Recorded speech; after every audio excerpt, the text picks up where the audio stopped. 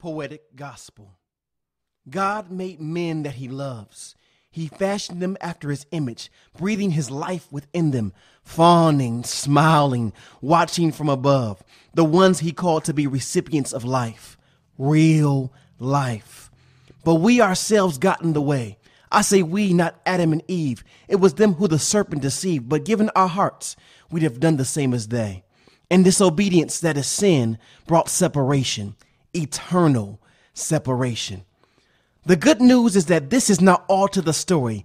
Jesus the Christ, the eternal Son of God, came to earth and lived in perfection, made way for the switcheroo with his death, burial, and resurrection. His sacrifice bridges the separation, giving access to glory so that you can be forgiven, truly forgiven.